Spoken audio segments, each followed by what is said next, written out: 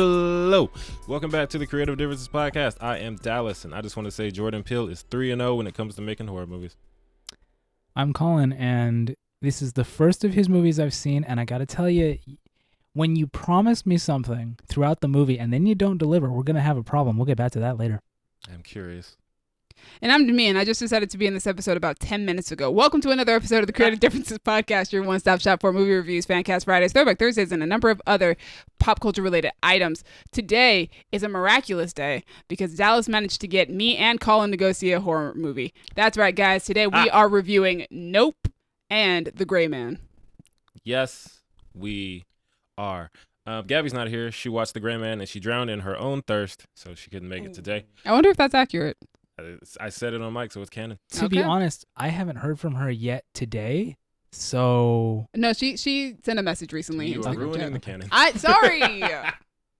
To be fair, it wasn't about the gray man, so I don't know. Maybe she did drown of thirst. She drowned of thirst. And resuscitated.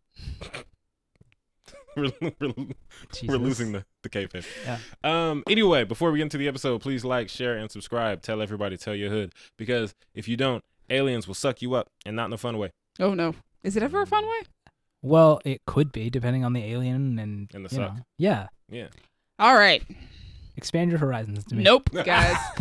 Nope, that's the title of the movie. Let's Exactly. talk about it. All right, it's written and directed by Jordan Peele. Of course, y'all know him. He made Get Out. He made Us. He made a version of The Twilight Zone that I didn't see because it was on like CBS All Access or something like that. I have He's it if also- you want it. CBS All Access, I I might mean. check that out. Yeah. And he's also really great on Key and Peele. Yeah, you know, Man has range. he's hilarious and he's terrifying. All and at the that's same time. fantastic. Yeah, it stars Daniel Kaluuya, Keke Palmer, Stephen Yeun, and Brandon Perea as Angel. 5 stars, Angel. 5 stars. 5 stars. IMDb summary is: the residents of a lonely gulch in inland California bear witness to an uncanny and chilling discovery. That is nice. That is vague. That is the summary. Word up. What a word, gulch. Gulch. Initial thoughts. I love it. It's dope. I think it's my favorite movie of the year so far. I'm going to have to see it again. Black excellence. Colin, Me. what'd you think? I've been trying to figure out how I feel about this movie. I think I liked it. I didn't love it. It sort of lost me a bit in the third act, but overall, I think it's really cool. I think it was interesting the way its story was presented. I don't want to get too specific, but I like it. I think it's really cool. I can see why people are so interested in what Jordan Peele does. Okay. As far as a horror movie goes, I wasn't really scared. Tense, absolutely. Mm-hmm. Anxious, but not scared. I was just more interested in what was happening. I think that's really cool. Yeah, that's kind of what I go to horror movies for. I don't really enjoy it, despite, who I am. I don't really enjoy the feeling of being scared. Okay. It's a horrible feeling. Yeah. I like horror movies because they often have more interesting stories to me from, there's a demon possessing the thing, or there's a guy doing the thing. Why's the guy doing the thing?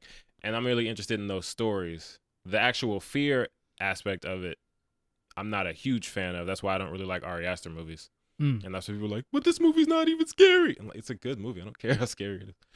To me, what do you think? You also don't like horror movies. I don't like horror movies. I'm the middle of this scale. I have seen 2 out of 3 of Jordan Peele's movies. Right. Because I've seen Get Out, which I love.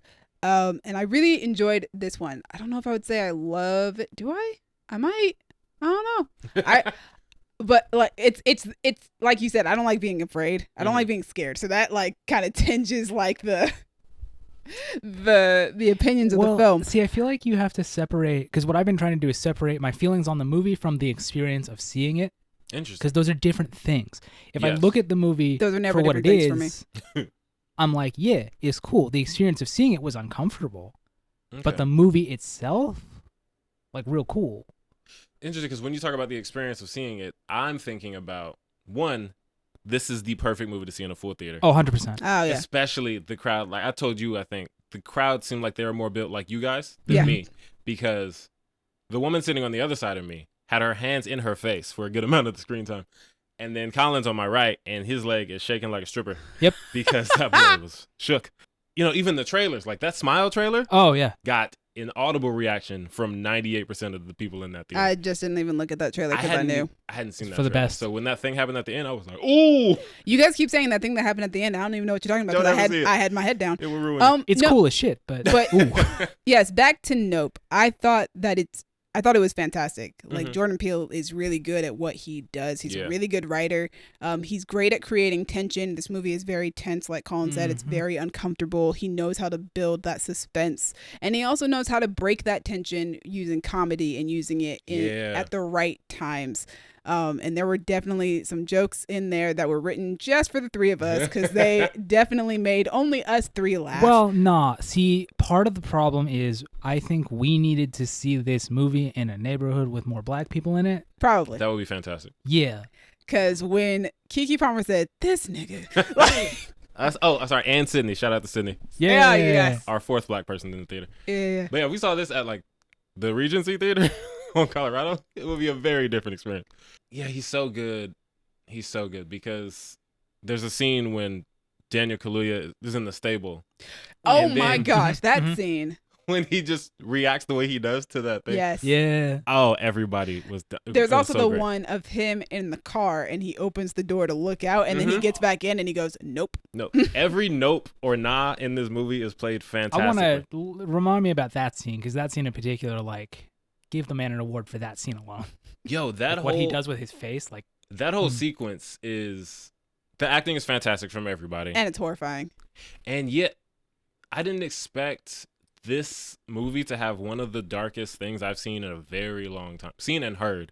The scene when the thing is over the house. Yes. That whole sequence oh man. is so dark. And it's giving The Shining for Yeah, sure. and it's just every bit and piece of it, all of it is just, man, that is rough. But like you said, he cuts it with comedy in a way that it doesn't take away from the horror. Yeah. Because he separates it so well. Like all of the interactions with Angel and OJ and Emerald, 5 Stars Angel, all of that. The whole interaction at Fry's. He comes back and he's talking about how his girl left him and he's got a relationship. It's like, what are we doing? But he was great. Yeah. Shout out to Also, Brandon Pereira. Keke Palmer, man. She's so good. I'm so happy that she's like finally having her moment because Mhm. Keke Palmer's been great since we were kids. Yeah. And now it's like, yo, she's finally getting like her shine. She's so good in this movie. She's so enjoyable. And also, I just thought it was funny that she was the only one smoking weed throughout the movie because I was like, you're the only one who's probably keeping sane because of the weed. Because, oh boy. She That's- would need that. Yeah. In that situation, at that point, it's like, listen, we either need to leave. And if we're not going to leave, hmm I need something to calm my nerves. Yeah. Because this. She was immediately saying, let's go. Yeah, she was. She was, forget the Oprah shot, forget the money. We got to get out of here. And she, you know what? I was agreeing with her. This movie definitely, like, it's called Nope. hmm And there were definitely very many points in time where I was in the theater going, hell no. See, Nope. No. that- Stop. this is interesting to me because one of the things about this movie, I've been thinking about it a lot, is the title supposed to have more significance or no? Because Get Out, I know in the movie itself, I know why it's called that. Us, Mhm. I know why it's called that. Right. This one, I don't see how the title relates to what happens. Well, I don't think it's supposed to have any more significance. But there were a lot of people who had the theory that Nope stood for Not of Planet Earth. Yeah, a lot of people Oh. are saying that it's an acronym. And people are pointing out that in most of the marketing and stuff like that, it is capitalized as if it is an acronym. It is, yes. It So, doesn't have periods though. no. Yeah, But, but- you know, And not a lot of people use the periods anyway because good point. it's and it's the word time-consuming. nope. So, yeah, that Yeah. would kind of, if it did have periods, that would probably tip the hand a little too much Mhm. for the cryptic nature Yeah. that Jordan wants. I also think that a lot of the fun of seeing this movie was because we run this podcast and because we're always up to date on different news in pop culture. I mean, we talked about the initial poster and the announcement of Jordan Peele's new movie when it Mhm. first was announced. We did Yeah. it on this podcast. So now to be at a point where like, now we've seen the movie. Yeah. Like there's something really fun about being like, well, we've been through this entire process of waiting to see what this movie would be. And now we've seen it. Yeah. And I think that's kind of fun. It's cool. It's fantastic. What was your, you said something about when the movie promises you something it doesn't give it to you. When the movie mentions multiple times that they're trying to get on Oh, Oprah and Oprah doesn't show up, like I needed something. Not just even wanted Oprah them to be being there, on but- Oprah. I just needed Oprah to like be on a screen somewhere or something. you know? And I just, That's Jordan such Peele, a- what are you doing? Interesting critique. Well, it's, I mean, I have other critiques. I just, that one. That's the one that was like, That's a man, real where's Oprah? Drake and Josh Yeah. critique right Well, I there. say, Where's I mean, Oprah? something else I was thinking about is Get Out and Us. Us, I can't really speak to because I still don't quite understand it, even everything I've heard about it and everything I've seen about it. A lot of people don't. Yeah, but Get Out, like the social commentary feels pretty overt. Right. And I'm not sure what point if Nope was trying to make a point. Mm. I'm not sure what it was. I don't know if it's making a point, but I do like the thematic elements of the movie about predators and prey and Yeah. stuff like that. I think that was very well done, and I thought that was a very interesting theme to have in your film. But I also think that it fits the nature of this movie. You know, because you think of predator and prey type movies, you think of like Jaws and stuff like that. This movie also has a very Close Encounters of the Third Kind type of feel to it. So I thought that was a very interesting thing to go with. I think Nope is actually more layered than Get Out and Us because you have the thing about predators and prey, and you can't tame an animal, you right. can't tame a predator, things like that. But then also, if you remember the Bible verse, it starts with, which I knew it was a Bible verse. I didn't know it, but I didn't know it either. I didn't even recognize that name, to be honest. I was like, that's a book. Is that an actual Bible verse? Yeah, apparently. Oh. And it's I will pelt you with filth, I will treat you with contempt and make you a spectacle. And I think a lot of this is spectacle and how we try to make things a spectacle, try to profit off a spectacle, stuff like that. Because one of the most interesting things for me is Jupe, I was going to talk about Stephen that, Young's character, and his whole backstory. Yeah, and because what's up? he seems to, like, his whole thing seems to be, yeah, this is traumatic and awful, but how can I profit off of it? Right, he profits it off of it. He makes a whole thing. He makes it a spectacle, and we're not going to get into what ends up happening from that. But even when he talks about it, he talks about the SNL thing like that. You try to play it off like, oh yeah, they made a really funny thing about it. But then when you think about the situation and you actually see it in the movie, that's not something we should be making jokes or spectacles about. But that's just what we do. That's what people do. They make spectacles out of things. Well, I mean, yeah, but he also goes deeper than just because he then has the whole room. Yeah. So it's like, but that's also for profit. Yeah. Like a couple paid so much money to spin here, blah, blah, blah. And I think that spectacle is another side of the theme. And that's probably why it starts the way it does. And that word is used in the film. Like, it is used in a very specific quote in the film, said by Stephen Yeun's character, as a matter of fact. But yeah, he was fantastic too. And I really liked his character because Jupe added a whole other layer to the movie with his whole backstory. Yes. Because we were talking about how we thought that would come more in line with the main narrative, and it was kind of a separate thing, but it leaned into the same themes, so kind of like a parallel. It leaned into the themes, and it helped us understand his character better. Because I think if you took that out of the movie, like, what's driving him? Why is he the way that he is? Why would he do the things that he does in this movie? Right. And I don't think that would be understandable if you didn't kind of have to explain it or show, because you don't want to tell it. Well, you want to show it. I would argue that you could very easily come to the simple conclusion that he wants to profit off of whatever he can. But it's more than that. Yeah. Which we discussed after the movie, and I don't want to talk too much about it because I don't want to spoil anything. But, we talked about how those events shape him as a character and the decisions that he makes. It's more than just profit. It is. Yeah. It's a need for something else. And I think it would make sense from the aspect that Colin is saying, profit, but it's deeper because of that. Yeah. So it's not just, this guy wants to make money. Now there's a whole other layer and level to it, which I think is dope. Jordan Peele's fantastic. Great director. He's very, very good at what he does. Also, that chopped and screwed version of Sunglasses at Night, when he's in the truck, that was so my thing about that was like, creepy. On the one hand, all right, okay, I get it. You did it with us. Now you got to do it again. But it worked. It's cool. He's done it with all of them, hasn't he? I honestly don't remember. Did Get Out have one? Get Out having I don't think it did. You said it starts with Redbone. It starts with Redbone, but that's like true. Unaltered. And it's a different thing because Us is more of a marketing. Like they use Us more in the trailer. They use I Got Five on it in the trailer to make it creepy. And then Michael Abels, who's a fantastic composer, he does all of Jordan Peele's movies. He turned it into score. Okay. In Us, but this one is more the sound is actually playing in the movie, and it works narratively from what the thing does to Mhm. electronics. Mhm. So it was a whole different way to do it, but it was fantastic. Also, yeah, quick shout out. The music in this movie is really good. It is really good. So dope. Oh, it's so He's good. probably one of my favorite composers, just off of Jordan Peele movies alone. So yeah, I think we would all say that we recommend this movie if you're down to go see a horror movie or a thriller, suspense, That's whatever. the thing is, yes, it is a horror movie. It's also but very funny. as someone who tries to avoid horror as much as I can, Mm-hmm. this movie isn't really like, I feel like it's gonna scare you if you are scared of what it is presenting. But if you're not, it's probably gonna be okay. Okay, I feel you. It's more of a thriller. Yeah. I guess. It has elements of. It definitely has. Well, I guess Definitely it's has a lot of horror elements. it does, it but leans it's like- horror toward.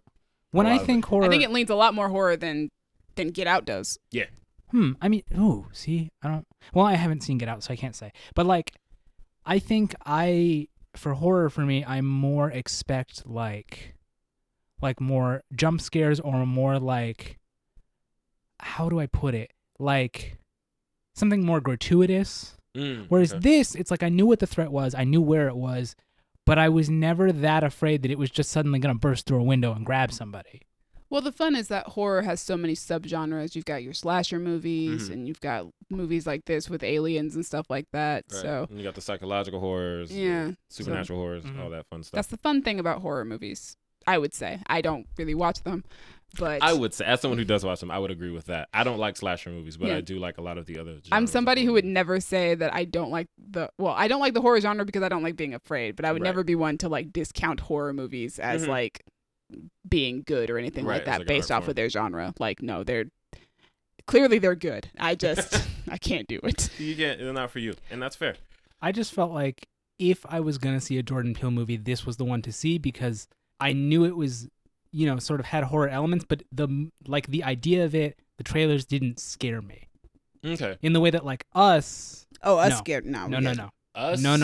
I don't think either of you should ever watch that movie. I kind of want to, but because I've seen Nope, but like maybe I don't. I think you should watch Get Lupita Out though. Yeah, you should definitely watch Get Out Okay. is Nope is scarier than Get Out. I think. And I Get also Out- think it's scarier than Get Out. See, I think to me, Get Well, Out in sounds parts. inherently scarier because of the concept. Well, the concept is of what absolutely the horror horrifying. is. But Because that kind of horror scares the shit out of me in a way that the thing in Nope doesn't. Yeah, Get Out is scary in the way that white people are scary, and I've said that before. I feel like the comedy is fantastic in Get Out, just like in Nope, and I think you would like it because you're secretly in the horror movie. I'm still sad that Allison Williams did not get an Oscar nom for was so that good. performance. Just the cereal scene alone was Oscar worthy. in the phone. Yeah, exactly. That exactly. whole she's so good. We But should yeah, move on to the next movie. yes. But before we do that, shout out to the guy in the theater who said, Oh, yes. "No, Nicole." When he Yes. thought Nicole Kidman wasn't gonna pop up on screen. I died. That was just so good. For the record, guys, we're gonna start telling you guys every time people cheered for Nicole Kidman in the theater, and they cheered. They did. That was the best. Because that guy said no, Nicole. They kind of set the tone. Because we were all talking already about, Nicole Kidman. is Nicole going to get a cheer when we go in there? We were just sitting there. There was a long pause. It was There was a really very long So pause. it goes dark, and I've been to AMC enough that I know when it's going to come in. So I was like, Nicole's next. But there was a pause for a while, and this guy in silence just says, "No, Nicole?" We all start dying. Everybody laughs. And then she comes on screen, and the cheers, the woos, the claps. It's what we all wanted. And that's what I mean when I say that the experience of seeing it in a full theater is just better. I got to see this movie again in the theater. That's how I feel about most movies, to be honest. Yeah. That's why I like the theater experience. I like that communal aspect of it. Yeah. But what didn't get a theater Yeah. experience We is didn't the get that Gray for the Man. Gray Man. Because that is a Netflix joint. And I kind of wish I saw it in the theater. But we'll get to that. So yeah, The Gray Man. It's directed by the Russo Brothers. It's written by Joe Russo and Christopher Marcus and Stephen McFeely. And these are all MCU guys. They've made so many MCU things. Yeah, the The last couple of Avengers, Civil War. all the Captain America movies, All the- except the yeah. Russo brothers weren't involved on the first Captain America, but Right. the, It was Joe the other Johnston two were. or somebody. And I think Christopher and Steven wrote Thor: The Dark World as well. So they've been all through Marvel. Yeah. So you know what you're getting. Movie stars: Ryan Gosling, Chris Evans, Ana de Armas, Jessica Henwick. How do you say Bridgerton's name? Reggae? Reggae. Reggae? Okay. Reggae. Jean Page. Yep. Julia Butters and Billy Bob Thornton. And Danush. He didn't have a big part, but he was dope. IMDb summary states, when the CIA's most skilled operative, whose true identity is known to none, accidentally uncovers dark agency secrets, a psychopathic former colleague puts a bounty on his head, setting off a global manhunt by international assassins. It sounds very John Wicky. I was gonna say that. Isn't that like John Wick 3? Not really. Not for the same reasons, but a similar situation. Okay. Yeah. Is that 3? I think it's 3. Yeah, one of them. One of the John Wicks. The end of 2 to the beginning of 3. Gotcha. But that's not important right now. I had a lot of fun. I liked it. Colin, I'm guessing you didn't watch it. I did not. Got it. I did. Right. That's also why I'm here, because I watched it and I didn't want you to have to talk about it alone. This is true. Yeah, I watched it. It was cool. Wow. I was very tired. I wasn't, and yet. Yeah, shout out to my niece Gabby. You turned 11. I love you. I went to her birthday party and I came home. Oh, and I you was watched tired. it after you came home? Ooh, Yikes. bruh. Kayla and I started the movie at like 11:30. Ooh. Yeah, but I still enjoyed it because I love Ryan Gosling. I love Chris Evans. I love Ana de Armas. I love all these people too. Watching Chris Evans be a villain is so fun for me. Chris Evans is the second best performance in this movie for me. I was talking to Kayla about the fact that he is so set in terms of like a career because he kind of started as, the snarky, sarcastic. He started as this, what we see in The Gray Man. Yeah, he except like not as not villainous. that far. Because he was usually the protagonist at least. And then, he's Captain America, so he's the Boy Scout and blah, blah, blah, blah, blah. Then you see in Knives Out, he can still be a dick. He can still be a bad guy. So he has so much range from where you can cast him. And also, he is a straight white man and he's very attractive. He's not too old. Like, Yeah. this man is set. And he's so good that he's earned it. Like, I can't even be mad about it. Him being the villain was such a good idea. I hate his mustache. Yeah. I also hate his Nothing- mustache. That's like, It's so bad. I don't like it, But I mean, but it works for Lloyd. Yeah. Lloyd is such a dick that it his doesn't name matter. is Lloyd. His name Yeah. is They Lloyd. pushed this hard. Like, One of the lines in the movie, he comes up on Ryan Gosling, he grabs him, and he's like, "Oh, you must be Lloyd." He was like, "How'd you know?" And he says, "The white pants, the trash stash." It leans Lloyd. That's my favorite thing about this movie is their interactions. Lloyd is such a psychopath, but also so, I don't care. I don't care about anything. Like, I will gun down this entire street just to get this one white boy. And Ryan Gosling has that, I don't know, it's something between like his character in Drive, who's just stoic and violent, and then his character in other movies where they let him be funny. mm-hmm. Because some of his interactions with Ana de Armas, like when he throws her a gun and she realizes it has no bullets in it and she gets back, she's like, you threw me an empty gun. And he was going back to get the bullets. And when he came back, she was gone. He said, the bullets were coming. You ran away too fast. And she was like, then you got to say, the gun is empty. Hold on. He's like, it's implied. She's like, why would it be implied? No one throws a loaded gun. So it's so great. I think that my favorite dynamic that Chris Evans has in this movie is actually with Jessica Henwick's character. Interesting. Because I found their dynamic far more interesting than whatever was going on with him and Ryan Gosling. Because I was like, yeah, that's gonna be what it is. But like, I liked that Jessica Henwick's character she wanted to do things by the book and she wanted to do things the right way, and it's just so their hatred of each other is just so clear, but it makes it so interesting because they're forced to work together. Interesting. So I liked that tension that the two of them had. Yeah. Especially because Jessica Henwick's character isn't necessarily a good guy, but she's also not necessarily a bad guy either. She's not bad relative to like other characters. Bridgerton. Like and Chris Reggae Evans. John Page, yeah. I also really liked Reggae John Page in this movie. I think Julia Butters actually has the best performance in this entire movie. She's so good. She was dope. She's the kid, right? Yeah, she's the kid. And when she came on screen, I was like, you look familiar. Why do you look familiar? And then I discovered she was the kid from Once Upon a Time in Hollywood. And she was amazing in that as well. Oh, she was good in that. She was fun. I was like, dang, you've gotten big. But yeah, it's been a few years. Right. It's been a few years and kids age a lot Yeah. in a few years. I do like that this movie, one of the more fun facts for this was that this was just a reunion of Ana de Armas with like two of her leading men, because I forgot she and Ryan Gosling were in Blade Runner 2049 together. I forgot that too. And then her and Chris right. Evans are in Knives Out together. Yeah. Oh, that's why. Because you had posted in the chat, I really want to watch Blade Runner 2049. And I was like, from what I Yeah, understand, The Gray Man isn't like that. So No. what? Here's how I felt about The Gray Man. I wanted to watch Blade Runner 2049 halfway through the movie. Like I was like, oh, I want to put this on now. I thought about that halfway through the movie, but only because you said it, and I was like, oh right, they are both in that movie. Because I forgot Gosling is the dude in that movie. Yeah, it's really funny. I meant to post in the chat. Dallas loves to say that I like bad guys. I only like bad characters. And I always go, no, it's not always just bad characters. And then I'm watching this movie and I'm like, well, I mean, unfortunately, the bad guys are the more interesting ones in this movie. So it's like I would much rather be watching them. I do really enjoy Ana de Armas in this movie, but it made me just kind of go, I really want her to be the lead in an action movie, which The Ballerina is coming. Thank God. Yes. When is that? Next year? I don't know. Whenever it comes, I'm ready. At some point. I just want her to be the lead in an action movie because she does such a good job with all the action scenes in this movie. And I'm just like, yes, that's my girl. Go ahead. Ryan Gosling is cool. I feel like he's just so laid back and chill through the whole movie. He really is. And I was like, you're too laid back. I'm not getting like, I need a roller coaster of some sort, some ups and downs. And I didn't feel like I got any of that from him. I definitely did not. But also that felt very intentional. Yeah. And I thought, that works for me. It's a creative choice. It's not one that I would have gone with. Right. Like, I understand being cool and laid back, but there were times where I was just like, maybe a little bit? Nothing? No, we're just... Am I a little bit more? No? Okay, it's fine. It's fine. Yeah, I thought it was cool. It was funny because as soon as they kind of started explaining what the plot was going to be, I was like, yeah, okay. Because I don't think I actually watched the trailer for this movie before I watched it. Oh, okay. I think I went in completely blind. I just knew that it was like a bunch of actors that I really, really like in an action movie. By the Russo Brothers. And I was like, yeah, okay, cool. Shooting some things, blowing some stuff up. I sound like I didn't really like this movie. I do like this movie. I just think that, like, it was fine for what it was. It was cool. Yeah. It gave me what I wanted from it.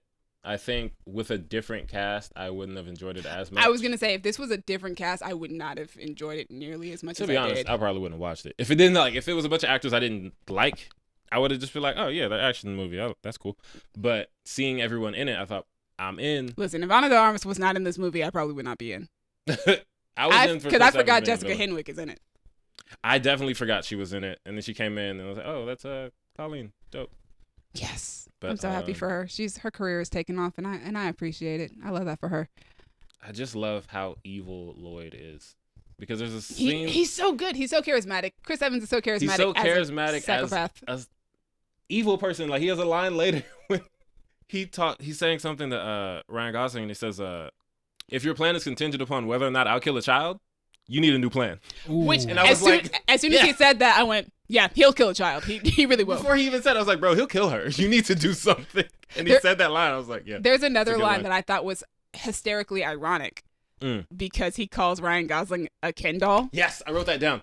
He says extra $1 million to the first person to put a bullet in that Ken doll's brain. And I was like, hey, Ken doll, he's a Ken doll. It's funny. And I thought it was hilarious because I was like, this is a cinematic universe. It is. It's a cinematic universe. At that point, I don't think Ryan Gosling had been cast as Ken. That's really funny. So I thought it was hilarious.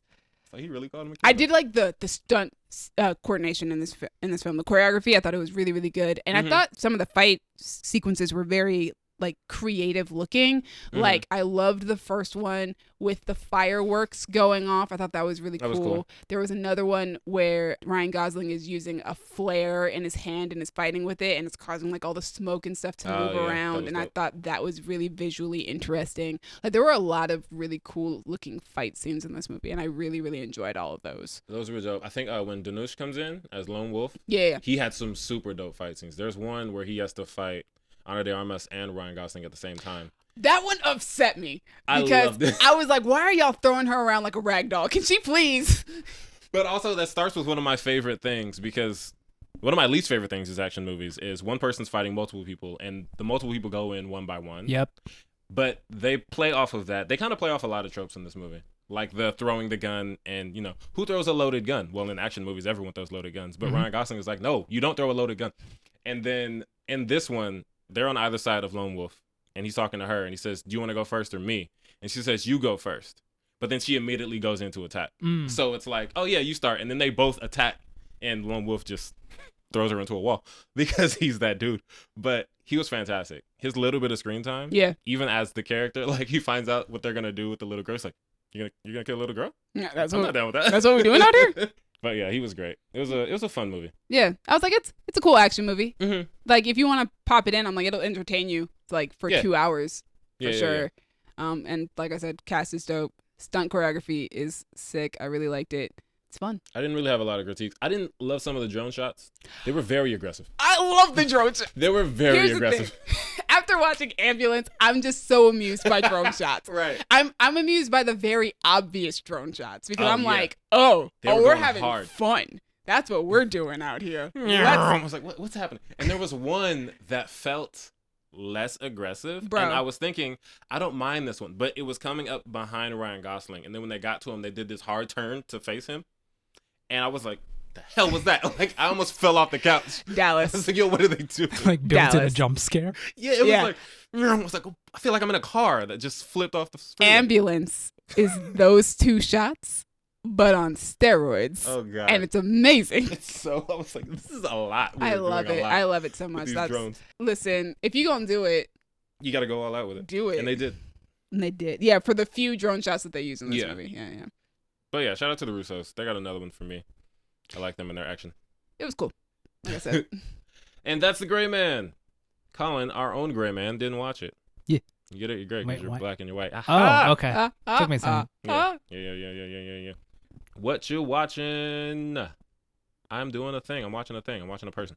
All right, What? so You're watching a person? I'm watching a person. All right.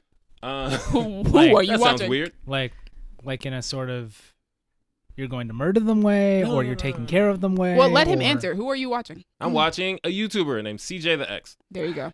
So, Colin, why did you react like you're disappointed I'm not stalking? No, I'm somebody? not. I'm not disappointed. It was just you knew what you were doing when you said that very specific thing in that very specific way, and then it's just like, yeah, I'm just watching YouTube. I'm gonna be like you honest. could have led with that. When I started the sentence that ended with "I'm watching a person," I didn't know how it was gonna end. Ah. So I said it, and I thought, well, we're here now. CJ the X. You guys know one of my favorite things now is finding new YouTubers / video essayists. Mhm. I guess they're called that. Yes. That interests me. I binge their content, and then, if it intrigues me enough, I recommend them to people. I got COVID again recently, and I had more time to be at home. I need a Relatable. COVID punch card because it's getting ridiculous. But yeah, I had time, and I was watching FD Signifier, who I told you guys about on mic before. Yes. Older black dude with dreadlocks. He's fantastic. And he mentioned a dude named CJ the X. And he played a clip that was CJ just rapid firing a bunch of hip hop hot takes, which gets my attention. Then, the YouTube algorithm did its job. Shout out to algorithms. Like, if you're going to be useful, then, go ahead and track my data. And I came across a video titled, "No Way Home is Kind of Sexist." And that caught my eye, and I thought, huh? And it was a thumbnail of Spider-Man and Zendaya and an interesting looking man with like black and half blonde hair. Not quite sitting, but like, do me after you told me that bisexuals don't know how to sit. Yes. I binge watched all these videos, and he makes a reference to that, and I was like, oh, I see what she means. But I didn't want to start there because if I don't know you, I don't just want to hear you like say things that I like are bad for one reason or another. Okay. And I didn't know that was what the video was going to be. It turns out that's not. But I went to his page and I saw some other videos. He has titles like "Skipping the First 5 Minutes of Tangled," "No Face is an Incel," "The Eldritch Horror of Coraline." So I was like, this is an interesting person. And I landed on one called "Objectively Bad Art," which is a pretty tame title by his standards.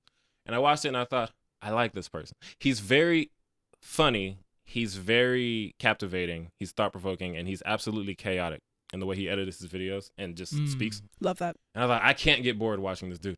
I don't agree with everything he says, obviously, because I don't agree with everything anyone says. But I watched the thing, and I was like, I should watch this with Demi, because we have different opinions on objectivity and art. And CJ kind of addresses both. I think lands more toward Demi's side, but in a way that I'm like, interesting. I see. Okay. I see what you're saying. But yeah, he's funny, and I can't stop watching his videos. I started binging them. I watched a video called "The Dialectics of Rick and Morty," which is a show I don't watch, and the video's like an hour and 40 minutes, and I watched it in pieces because this guy's so great. He's fantastic. So CJ, if you're watching, listening, you're probably not, but good job. Shout out to you. Shout out to FD Signifier for putting me on, not directly, but through his YouTube. But yeah, "No Face is an Incel." I was like, what is that title? I have to find out what that is right now. I mean, maybe. I'm not gonna say he's wrong. Right. And like, okay, let's find out where you're going with this. Yeah. But yeah, CJ's very funny. Next time we do our like group hangout, we have to watch the video called "In Defense of Breaking Dawn Part 2." Oh my gosh. It's amazing. Why would you have to defend that movie? It's great. There's some things, Colin. There are some things. No, I know there are some things that are just objectively objectionable, but Yeah. it's such a good movie. We're on different sides of that. But yeah, to me, what you been watching? I binge watched Netflix's Resident Evil. Oh, yeah. how did you like it? Because I'm hearing very all over the place things. It's alright. So here's the thing. I started watching it at night, which might have been, I don't like horror, but for some reason, here we are. And then Resident Evil. Anytime, I don't like horror, but if you say Resident Evil, I'm there. So, well, first off, so the show, I'll just say who it stars. Ella Balinska, Tamara Smart, Sienna Agudong, Adeline Rudolph, Paula Nunez, and Lance Reddick. Dope. Nearly 3 decades after the discovery of the T-virus, an outbreak reveals the Umbrella Corporation's dark secrets. Yeah, so this story takes over the course of 2 separate points in time. One of them is 2036. It mostly follows Jade, who is played by Ella Balinska, and it's her trying to survive the apocalypse, obviously, zombies, blah, all that stuff. And then the other one takes place in 2022, and it follows Jade, her twin sister, Billy, and their father, Albert Wesker, who any Resident Evil fan knows. Yeah, I know that It's a name. big name in Resident Evil. And it follows them after their move to New Raccoon City. Yeah, I think it's a very interesting take. I can understand why Resident Evil fans wouldn't like it. Like, they created Jade and Billy specifically for this show. They're like original characters. And like, it doesn't follow the Resident Evil storylines. And Resident Evil fans are already kind of upset that they haven't even gotten a good adaptation of the video game storylines. So you're going to make a TV show that has nothing to do with those storylines whatsoever. It's kind of just a side one-off thing. Right. So I get why they would be upset about that. I had a good time. I thought the action sequences were pretty cool. Ella Balinska as an action star is my favorite version of Ella Balinska. And yeah, like the creature designs were pretty creepy. The blood and stuff. It's a very gory show. It's a zombie show. That makes sense. And I thought that somebody called it like a YA version, high school version of Resident Evil, because when you go back to the 2022 storyline, the girls are teenagers. They're in high school. They're like 15 years old or something like that. Right. But like, it doesn't even deal with them being in high school very much. It deals with them discovering the horrors of the Umbrella Corporation. Mm-hmm. And one of them gets bitten by a zombie, like basically episode 1. Ooh. So yeah, okay, we're following teenage girls, but like, that doesn't automatically make it like a young adult series. And I thought that Billy's storyline was very interesting. I really like Jade because she's played by Ella Balinska. Jade also just has a bit of a mouth on her, especially as a teenager. It's fun. It was definitely interesting because when she started speaking, when the younger version of her started speaking in the first episode, I'm like, oh boy, all right, this is what we're doing. All right, cool. I think it's fun. I was watching the episodes, and the first night that I was watching them, because like I said, I started at like 11 o'clock at night, and I watched like 4 or 5 episodes the first night, because when you get to the end of the episodes, they always end on a very interesting cliffhanger, and I was just like, oh, but I gotta know what happens next. Netflix is good for that. Yeah, and They'll I was give like, you something like, I keep watching. yeah, this show kept giving you something to bite on at the end of the episode, and I was just like, you got me. I gotta see how this is gonna go, especially because in the 2036 timeline, you don't get to see Billy for a while, and because I really liked teenage Billy, I was like, well, what is adult Billy up to? And I was like, let me keep watching until I get to the point that she pops up. Gotta find out. I don't think the show is like fantastic or great. Like, I don't think it's groundbreaking in any way, but I thought it was amusing. I had a good time watching it. I liked the characters well enough, and I will if they do a second season, I will definitely watch it. Lance Reddick gets to play like 4 different versions of Albert Wesker, and he's amazing. I like that guy. He's great. He's so dope. But yeah, that is Netflix's Resident Evil. It's just something fun to watch. Nice. I forgot we had trailer tracking, but I found my notes. Trailer tracking. Yes. Atlanta season 4 has an announcement. It's coming in 2 months. Woo! Man, I was not ready for that. I thought we were gonna have to wait. Oh no! I know they shot them together. Yeah, no, I think that they had announced it that they were gonna both come out this year. Oh, I wasn't actually. missed that. I wasn't surprised. I was just like, I was surprised that there was a trailer announcement. Right. I wasn't surprised that it's coming in September. That's dope, because I thought we were just gonna have to sit with the weirdness that was season 3 until at least next year. No, it's just gonna end this year. I'm broken. But man, that announcement was so dope. There's so many Easter eggs. There are. I went back and like watched it because when I saw Darius driving an invisible car, I was like, oh, that's cool. The references. And I looked up. I was like, oh, everything's a reference. So they have the Coconut Crunchos from that cereal commercial with the brutality and the wolf. Benny Hope's piano from Teddy Perkins is the piano that falls down. There's a poster for Paperboy's tour, the Paper Chase tour. Nigel Bowl has an ad, the gentrified Nigerian food. Obviously, Darius crashes an invisible car. Alligators on the wall, Alligator Man.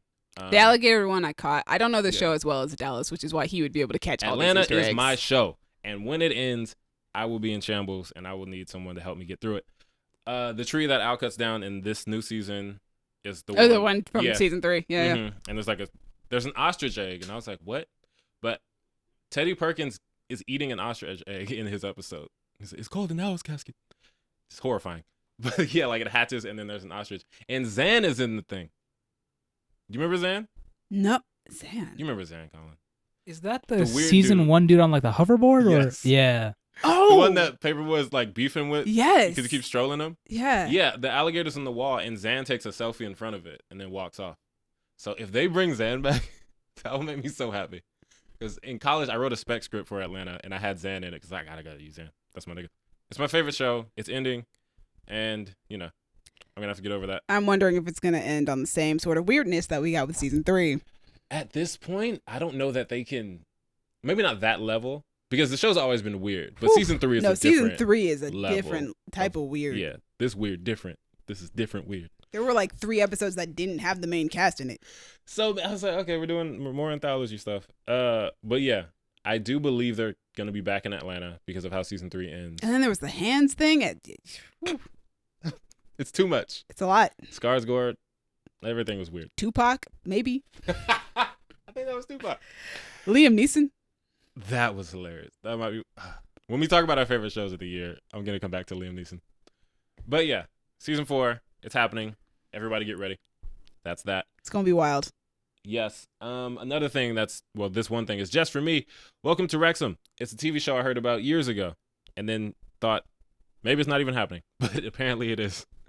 Ryan Reynolds and Rob McElhenney bought a soccer team in England. I don't know why.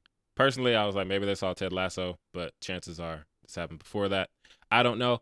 I don't watch soccer. I don't care about soccer, but I love these 2 white men in particular, and I would love to see them just run a soccer team. And part of that is because I love Ted Lasso so much. But yeah, the fact that I can love these guys so much that I'm going to watch a docuseries about a soccer team is like, I don't watch anything about soccer. Well, to be fair, I mean, that feels like that's entirely the point. Yeah. Yeah, it's a documentary about soccer. If you pitch it as that, very few people are going to care. Except you like say, hey, it's got these celebrities you like, and it's like, the okay. football people. Yeah, the people, like, those people call it football because, they're those people. I'm not those people. I call it soccer because I'm an ignorant American and I don't watch soccer. Fair. And, we have another football over here. It gets confusing. But yeah, I will be watching. Shout out to Hulu, which is also where I'll be watching Atlanta. Hulu is fantastic. Well, the next trailer we have on there is Not Okay, which is also on Hulu. Hulu, man. Hulu putting out stuff. Not Okay. Yes. Not okay. This is, I think, Zoe Deutch the most and Dylan O'Brien. I'm most interested because it's Zoe Deutch and Dylan O'Brien. Yeah. And I've been kind of watching its development since Zoe Deutch announced that she was in it. I think that the storyline sounds really interesting. Even though fantasy, sci-fi, that's like my genre, that is my niche, that is what I love. Mm-hmm. I do enjoy watching movies like Not Okay. Like I do find them fascinating. Just movies that kind of touch on whatever social things are going on right now. Right. We talked about it last time that they had a teaser come out where we were talking about this movie focusing in on how people use social media and clout chase using social media and stuff like that. Yeah. This trailer gave us a lot more about the story because I think last time I had to explain what the story was to you guys, I knew what it was already. Yeah, I was like, what, this girl took some pictures in France or something? But this one fleshes that all out. Yeah. This trailer gave us more of the storyline, which is this girl wants to be noticed. Mm-hmm. And she tells people that she's going to France. She doesn't go to France. Takes some photos of herself, photoshops them to look like she's in Paris. And then one day there is a terrorist attack in Paris. And now she has to pretend that she is a survivor of some sort of attack in Paris. That's rough. Yeah. So I'm really interested because I want to know how you tell this story because she's the protagonist. Mm-hmm. And she's clearly lying about something very, very awful that you should not lie about. And to be fair, lying about going on a trip, fine. Yeah, but whatever. But once something like that happens, it's like, well, either you have to tell the truth or you keep lying. And obviously the choice here is that she keeps lying. How do you end that movie? And how do you make this person likable enough? Like, what is a good ending for this character? Well, if you remember, the last trailer started with that warning. This trailer contains an unlikable female protagonist. Yes, but she has to be someone that you still want to follow.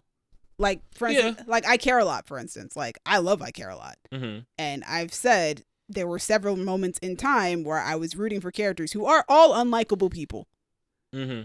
So how do you do that with this movie? And how do you give it an ending that satisfies audiences but doesn't give her like a happy ending per se? I think this movie can bank on the fact that people have different levels to what they're willing to deal with in their protagonists. Yes. Like this conversation that we have all the time with me and you and Gabby about, I jokingly say that you guys like bad people. Yeah. That's fun for me. But also there's a hint of truth in it, in just that there are different things that would make a protagonist unlikable to us. Like, I don't like the movie Hustlers because I don't like the protagonist in it. But me and Gabby love Hustlers. Exactly. So you can have a movie like this where, not everyone's going to like this protagonist, but then you have some people will want to follow her, depending on, how far she goes.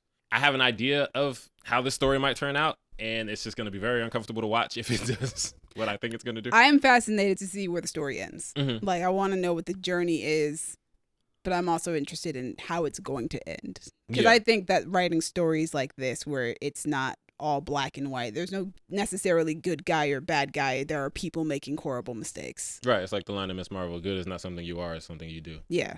So like, I'm interested. And plus, I love the two actors who are there promoting in the film, which are Zoe Deutsch and Dylan O'Brien. I was not expecting to hear Dylan O'Brien say, "Thanks, B." Like, that was not something I was. It's like, okay, he's that guy. He's that guy in this movie. He is, and it was time. hilarious. Colin, any thoughts? Or should we come back for Indifferent Opinions? No, Indifferent Opinions. Okay. Which is funny because you might not even be indifferent about that. But you didn't say anything. Also, Karan Sony's in this movie. He's not in this trailer, but he's in the last one. So I'm excited to see him. If I end up watching, I got Hulu. We'll see. All right, next thing. Don't Worry, Darling. Another reason I wish Gabby was here, but she's not. So, whatever. This movie's showing off a little bit more of the horror elements that are in this film. There's a lot going on in this trailer. Yeah. I was getting some Black Swan vibes from little bits and pieces of it, which I love Black Swan. I've seen it once and I've never been able to watch it again, but I own it. Yeah. Yeah, getting Black Swan vibes, getting Stepford Wives vibes. Very Stepford Wives. Some Matrix vibes as well. Interesting. Well, because I'm getting Matrix vibes because the idea that I'm getting from these trailers is that there is some sort of reality that has been created for these people, and Florence Pugh's character has to try and escape it. Interesting. Olivia Wilde also said that The Matrix was an inspiration for this film. So, well, there you have it. I am exceedingly excited to see where this goes. Yeah, this looks real good. See, this is the kind of movie that like I'm really excited for it, but I recognize that depending on how the story goes, it's like I'm either going to love it or hate it. Because when you set up something really intricate like this, the payoff really matters. Yeah, you're going to go all the way in a certain direction, and it's like it's a high risk, high reward situation. Mm-hmm. It's like you could really miss or you could really hit, and obviously different people are going to have different reactions to it. That's what happens when you do something exceedingly original. Yeah. And it's funny because this trailer came on before Nope, and I think right after Smile. So you guys were both hiding from the Smile trailer. And then this trailer came on, and Colin seemed more interested. And I was thinking as I watched the trailer, because I hadn't seen this one before, I was like, this is real creepy, Colin. Like, this is not going to be... It's a different type of creepy. Yeah. I was like, you want to see this? I do too. I meant to send you guys a picture. One day I was looking up the movie on AMC so that I could get a reminder for when tickets go up, and it said horror underneath the title of the movie, and I was like, really? That's what we've decided? Yeah, it looks, Psychological thriller, maybe? Yeah, psychological, one of those. Also, this trailer takes certain things from the first trailer and kind of puts them into new context. So, like, there's that sex scene between Harry Styles and Florence Pugh's characters. Right. But this trailer shows it from a different perspective. And now we see that Chris Pine is also in the room with them watching. Chilling. Yeah. But also kind of out of view. So I think maybe either one or both of them didn't know he was there. Florence Pugh sees him. Oh, she sees him? I'm very certain that that's what that Well, scene yeah, is. because he like looks at her and Yeah, there's an acknowledgement on her face that there is somebody in that room with them. I think he's legit in that room. Well, that's different.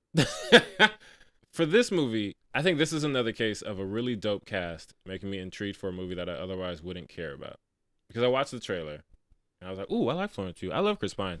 I'm curious about what Nick Kroll is doing here. I love Gemma Chan. Right, Gemma Chan's in it. Kiki Lane? Yes, Kiki Lane's in it. in it. I was like, this is a cool little cast y'all got. Outside of that, I'm watching it. It's like a bunch of like random weirdness and Florence Pugh getting eaten out by Harry Styles. Doesn't really get a movie ticket out of me, I don't think. It's kind of a situation like The Gray Man. I look at the cast and I'm like, man, I really like this cast. But The Gray Man, I was able to just sit on my couch and turn it on. We'll see. I want to see what Gabby says about it. If she's not too distracted by Florence Pugh's thighs and can actually review the movie. I'm like, what do you think about Gabby? What do you think about Gabby? We might see. I feel like that's a movie we should all see together. But that would be a fun time. That's oh just yeah, me. definitely. That would be a fun time. And we have to cheer for Nicole Kidman. Yes. Do we have anything else? Oppenheimer happened. There was a teaser in Okay. front of Nope. Yeah. If I didn't know what it was and if I didn't know who he was, I wouldn't know what this movie was. Like, Right. which is fine, I guess. It's Christopher Nolan. That's what he does. That's what he did with Dunkirk. I just feel like, That's true. but Dunkirk to me was you're gonna watch some people in a war. Mm-hmm. That was what it presented. This presents basically it's a biopic. And Watching a man in a hat. You're watching a man in a hat. and a timer. There's a timer. There's a There is timer. The world will And change. I guess something. And there's no, fire. And there's fire. So it's like, I know what it is. So it's coming from that. But this is also probably just the least interested I've ever been in anything he's done because it's just like, you're making a movie about the guy who helped develop the atom bombs. One of your movies was about going into people's dreams and changing their fundamental idea. Like, He's got range. bruh, I mean, I was going to say, Nolan has so much range. Because Tenet also had a very cryptic teaser that first time around when, what was it? I think Once Upon a Time in Hollywood came out? Or it was Joker. It was one of the 35 millimeter films I had to show. Okay. And it was so cryptic and it was just images. But those images would not tell you anything about what Tenet's about at all. Right. It just, Christopher Nolan is a brand unto himself. Mm-hmm. He doesn't need, he is the IP. I think the difference here is that if you want Tenet to be super cryptic, if you want Inception to be super cryptic, because ultimately the ideas in these things are super fucking weird. But as far as I understand, this is a movie that is going to play straight about a guy, a real dude who did some stuff. So I'm like, why are you being as cryptic with this one, dog? Like, but that's what I mean about Christopher Nolan being his own brand and his own IP. People are going to go see it because Christopher Nolan's name is in front of it. Yeah. See, and that's, like, I am against that in general. I think but we talked this- about that when Dunkirk came out. Yeah, the teaser this came is out. And you were like, especially, really, Chris? Yeah. The whole thing is just Christopher Nolan's making a movie. Well, see, that's the thing. Yeah. Is I think Christopher Nolan annoys me because he's gotten to that point where his name can be all it takes. But I'm like, Why? Yeah. because I don't think that's how you should go see anything. I think you Why? should judge things based on what they are and not who's doing them. But if Because you you like can't- what they do in Right, general, but why would you can't not go see their guarantee- work? I have not read every book that Neil Gaiman has written because I recognize that not every book he writes is for me. I'm not going to like everyone, blah, blah, blah. So it's like, for me, I don't try to judge things based on who's making it because I know that that person can have a bad time or can let me down in some way. That doesn't mean I'm going to like the thing because I like what they do, especially when it comes to like art. Well, art in general is like a lot of people, the point of art is to do different things every time. So I can't go see a movie because so-and-so directed it because that doesn't mean anything about this movie. This means I like the other ones. It doesn't mean I'm going to like this.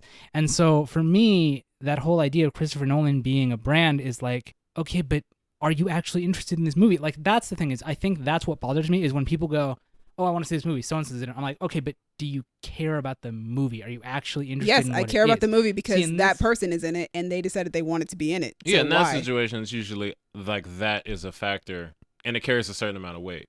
Like when we were talking about The Gray Man, it's a situation of I wanted to watch that movie because of the people in it. And If those people weren't in it, that movie probably would not have hit for me as much as it did. right, there's a lot of Will Smith movies that I wouldn't like as much if he weren't the lead. Like Gemini Man. I That's really so like that true. movie because it's Will Smith. I understand what you're saying, especially in a situation like a movie that just tells you Christopher Nolan made this. Mm-hmm. I get what you're saying, but then there's also people who are just that's enough for them.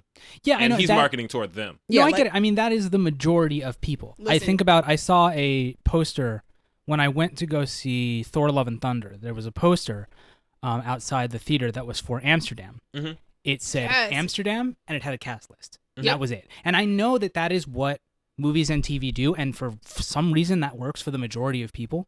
Mhm. I just don't understand that at all. That's because some people don't go into, like, how many people did we see when we worked at ArcLight who would come into the theater and go, "What are you playing?" Like Right, they no. didn't care about what the movie was about, or like who, like we would give them the little pamphlet thing Uh-huh. to look at it, and that's the only reference that they have. Mhm. So it's like either you like this premise, or you like the people in it, or you like the director, Yeah. or you like all three at once. It's all a matter of selling it to people. And sometimes actors are enough to sell it. Sometimes directors are enough to sell it. Sometimes the story is enough to sell it. Yeah. It just depends on the type of person you are. You have stated that you're not really into movies like that. So yeah, of course, you don't want to go see a random movie unless you know what it is and if you think you'll be interested in it. Right. I love movies in general. So I'm Well, like, no, yeah, 'cause I'm going to go that's see different it. though, because you're talking about the art form. My problem is not the art form. I would apply this to any media. Right. that 'cause I you said don't- Neil Gaiman's books as well. Right. It's to me, I just don't understand the concept of because these people are involved, that makes me interested, because I look at it as these people are involved, but this could be the one project that they do that you aren't interested in, and that's okay. You can skip it if you're not interested in it. Like, to me, I mean, that's a people that's are a not project enough. by project thing. Like, I love Olivia Taylor-Dudley, for instance, but I Right. have not seen a lot of the work that she does because she does a lot of horror movies. See, this is weird coming from you, because you are also the person I think who is most that way. Who the second you hear, like, because a lot of the way that you will talk about certain things is you'll say, so-and-so's in this, I guess I gotta see it. Yeah. And it's like, that's... But again, that's what I I'm don't also a understand. huge fan of movies as a medium. So if I'm like, all right, cool, well, I'll add Yeah, something you're to down my... to watch it. Yeah, I'm down to You watch like watching movies. Yeah. But also, there's a little bit of that in all of us, Colin, because you don't express a desire to see a thing just because someone's in it, Mm. but you understand how that can make you more excited for it. Yeah. Like, you see somebody be like, oh, snap, so-and-so's in this. That's dope. So if you can take that, Like Like- Rafael Casal being in Loki. right. yeah, So like, you but I know was how that thinking about that feels, earlier. and I then you don't can know that just- I'm going to watch that show. Like, Right, you don't know whatever. that it's enough for you, but like, you know how it feels to see something and think, oh, I like that this person is in this thing. That at least enhances my interest a little bit. And I think for other people, it just enhances it more to a point where, Yeah, for me, it Especially- enhances it more. I love actors. yeah, Actors are great. especially if it's this person, like, a lot of people look at Christopher Nolan as this like auteur. juggernaut of directing. Like, he's so good. He is. He's a great director. Right. So like, that's the way I look at Jordan Peele. Okay. If nothing That's the way came I out look at for Ryan Nope, Coogler. Right. If Nope was just that poster of a cloud and a kite string, Yeah. I It still is. would have watched it. Look, a cloud. I'd Mhm. be like, Jordan Peele made a horror movie and Daniel Kaluuya's in it. I'm there. Yeah, honestly, if you put Ryan Coogler's name on a poster, I'd just be like, yeah, okay. Mm-hmm. Yeah. So it's based on what I've seen so far. I have no reason to think I'd be disappointed in this thing. If this ain't the one, then this ain't the one. But I'm not gonna not go see it. And I think, yeah, that's just Sometimes lot you of just people have trust a person's track record, and you're like, yeah, okay. yeah. Like, Ryan Coogler hasn't made a movie I don't love that I've seen. That's yeah. Yeah. There is not a movie from Ryan Coogler that I have not I don't know if I'd say love or enjoyed, because Fruitvale Fruitvale Station Station. it exists. I But love Fruitvale Station. It's not fun. love but is it's a love very is good movie. it's a hard word for me to say in terms of that movie. It's a great movie, but Yeah. man, I don't know if I But said yeah, that. you know, we all have different We have different opinions. we do have different opinions. Speaking of, well, no, we need to go to indifferent opinions. I think. I don't know. I don't know we how we talked. do it. I think we've talked enough, though. I think I Colin, mean, I Colin's can given very enough. briefly say, what is it called? Not okay? I am not okay? Not okay. No, yeah. it's not okay. Not okay. Okay. Yeah. How do I put this? I think morally it looks horrible and I want nothing to do with it. Exactly. But I know that some people will enjoy it, so it's good for them. I just saw that trailer and everything about it. I was just like, this is hideous. It's not going to go well. No. Exactly. Because I don't like stories that are built around lies. Interesting. When it's like, when you've got something like this where I know this person is like deceiving a bunch of people, Mhm. I hate that because I know it has to come out eventually. Okay, yeah, I feel that. And this Dear feels like Evan that Hansen's taken called. to the extreme, because it's like you're lying to the world and it's gonna come out, and how's that gonna go? And like I feel like the whole third act of this movie is gonna be you facing the consequences of your actions, and it's just like, Yeah. I don't want to have to sit through that. I'm thinking there's gonna be a scene where she's found out and that black girl is so disappointed in her, and I don't want to deal with that. Meanwhile, I'm like, all right, cool, give me that angst. Right, let's see what happens to you. Let's see what happens. Let's see what you get yourself into. I'm a person who, as a writer, I enjoy putting my characters through the worst possible situations I can. So watching other people do it, I'm like, yeah, okay. You like the kids who will play The Sims and put their Sims in the pool and then take away the ladder? I watched somebody who was playing The Sims, and their character told their lover that they were pregnant, and the lover got so pissed off because they already had 6 kids. What? Man, The Sims is getting deep. I was like, what? Oh my gosh. Yeah, so I am that person. I love the drama. I love the drama of it I all. just wanted everybody to be happy. Like, everybody get a job. And go But to that's school. what we get to the end for. It's not really Anyway. a story if everybody's happy throughout.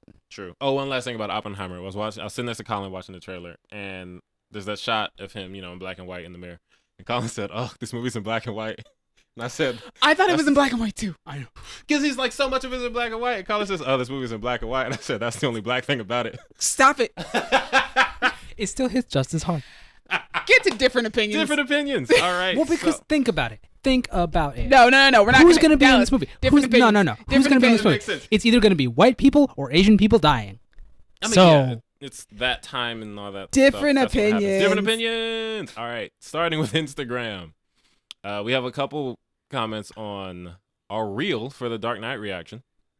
Shout out to us having a Dark Knight reaction video. Check first that out if you is haven't. from David Brand Crunch 286. I love that name so much. David Brand Crunch, I love it. It says, if you haven't heard it, listen to the Batman Arkham City main theme song. Even if you played Arkham City, you might not have heard the main theme song in its entirety.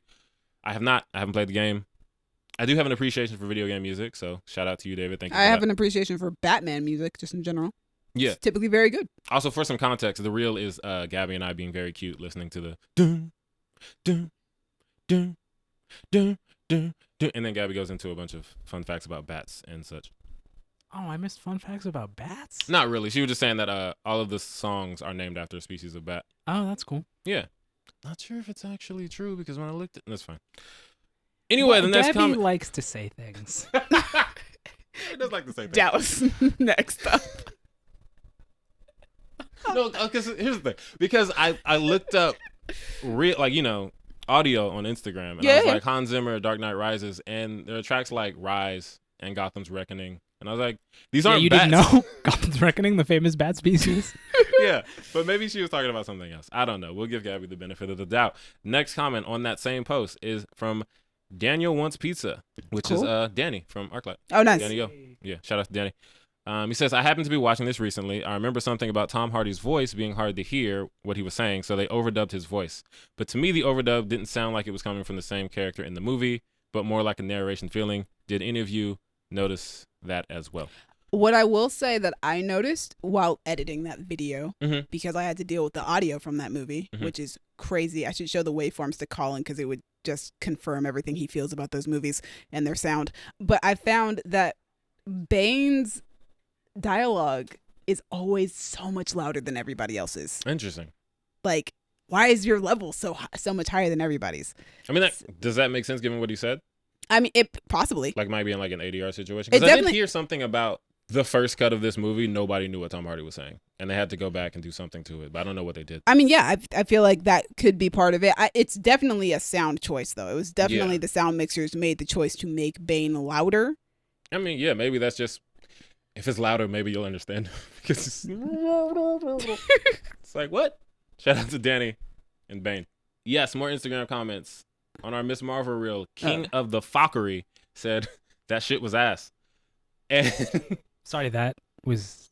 Okay, Miss Marvel, are you sure? Well, see, that do you comment... think he might, like, is he talking about us or Right, the show? what's the subject of the comment is my question. my I think it's concern. about Ms. Marvel. I'm I hope guessing it's so. about Miss Marvel. Because the I number hope of so. people I It see didn't sound talking direct. mess about that show is ridiculous. Well, that's fine if that's... Okay, I just want to make sure it's about the show. Also, the fact that he said that and not this, like maybe if he's okay, talking about I see what this, you're saying. like, this might be post. this real, this... But I think that, like, because, you know, we give the call to response, like, oh, what'd you guys think of the show? Let Oh, us know okay, in the comments. gotcha. It was ass. But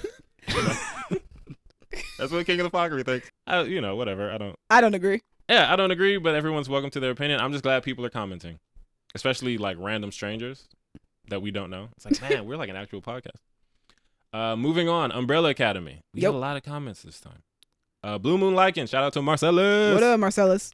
He commented, Allison was pissing me off.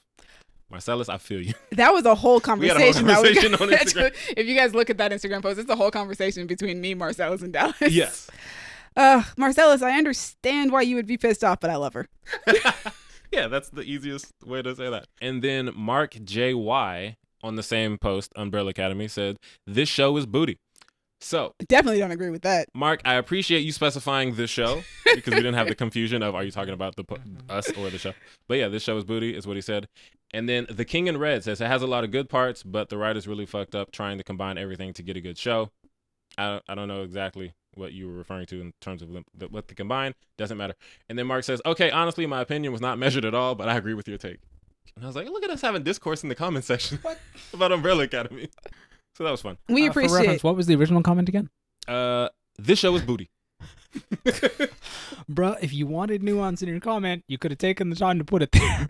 No, that's how you start a discourse. You go in a comment, you say something that's booty, and Hot then you get take. a response. Exactly. Anyway, yeah, we don't agree. The show's not booty to us. Twitter. But we appreciate the calm discourse inside of our comments. Yes. I look forward to seeing more discourse in the comments. On the Twitter, we have a couple comments on the Welcome to Wrexham tweet. I tweeted out the trailer. So shout out to people who also care about the show. What we wrote was, do we love soccer? No. Do we love Ryan Reynolds and Rob McElhenney? Yes. And we got a comment from Inker Rambler. I don't know what that means. And the comment was, no one who loves football calls it soccer. Get off your high horse. It's a sport. Wow, I wouldn't go that far, but Listen, all right. I took a class in freshman year that was all about the history of soccer. Who cares? It's a word. Doesn't matter. It is a sport. Get over it. Okay. We read like a 1,000-page book, and the guy who wrote the book showed up and talked to us like it was cool. But like, bruh, it's just a sport. Calm it down. Well, there goes. Yeah. All right. Cool. Yeah, that's not where I was gonna say, well, yeah, duh. We said we don't love soccer. That's what we call it, soccer. But yeah, I understand. And then same tweet, got a quote tweet from Penny Don't Play That with red balloons. I think it's like a Pennywise Oh, thing. nice. It's fantastic. And they wrote, ditto. However, I'll admit Ted Lasso paved the way for me too. Heart sign, hashtag welcome to Wrexham. I agree. Ted Lasso also paved the way for me to not be completely apathetic about soccer in all its forms. Shout out to Penny Don't Play That. Moving on, Facebook, because some people still use Facebook.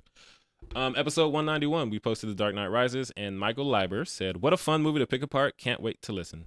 Michael, we can't wait for you to hear it. And we hope that you watch it because it's our reaction video. It's our Yeah. first reaction Don't video, just listen, guys. watch. Please watch. Because we made a video, and it was so much. And Oh, so much. Views would be appreciated. The hours of editing that went into that. Yeah, that is Different Opinions. That's the most we've had since we started doing this. It is. I'm so happy that we're getting comments now. Please don't stop because then I'll feel sad. So boom, that's the thing. We did the things. Thank you, audience, for listening to all of that. Thank you, Crown Digital, Brandon and Io. You put us on Spotify and you put us on Apple Podcast. We love you for it. Demi, thank you for editing and putting us on YouTube. Thank you both, Demi and Colin, for putting your cowardice aside to watch Nope with me. Of course. It was such an experience. I went for the laughs and I got them. Yeah, I'm glad you got the laughs. We got the laughs. We got Jordan Peele. We got Nicole Kidman. It's a fun time. Yeah, thank you guys for watching with me. I appreciate that. Audience, what'd you think of Nope? What'd you think about The Gray Man? Do you cheer for Nicole Kidman when she comes on screen at AMC? If not, you should start. Start the cheer. Make it happen. Ride the wave. Ride the wave. Anyway, let us know in the comments or hit us on Twitter at y'all_different, Instagram and Tumblr at Creative Differences Podcast, or Facebook.com/Creative Differences PC. If you want to talk about horror movies with me, find me on Twitter and or Instagram at A King Named Simba. You can find me on Twitter at Doug McGuck. If you guys just want to talk to me about movies, you guys can find me on Twitter and Instagram at Dreamy Films. Dreamy is spelled DREEMI. Thanks again for joining us. Yep. And if you want to find Gabby, she is on Twitter at Lovin' Lloyd. It's all one word. Lovin' Lloyd. Stay tuned because we will be doing a podcast episode recapping not everything, but a lot of the stuff that we learned from Comic-Con this past weekend. Let's get nerdy. All right. It's been different. Bye. Bye. So, Yes. we all have different reasons that we're disappointed that Gabby's not here. Yes. But what are the odds that we have a movie featuring Chris Evans, and then we have a trailer featuring Florence Pugh's thighs, Right? and Gabby's not here to thirst? This could have Honestly. been the splash zone of all splash zones. Because no Splash Zone also, episode today. I have no doubt in my mind that at some point she will watch The Gray Man because he's in it. Yeah. So it's like, she already said she was watching it. we're not. No, we're disappointed. We are disappointed.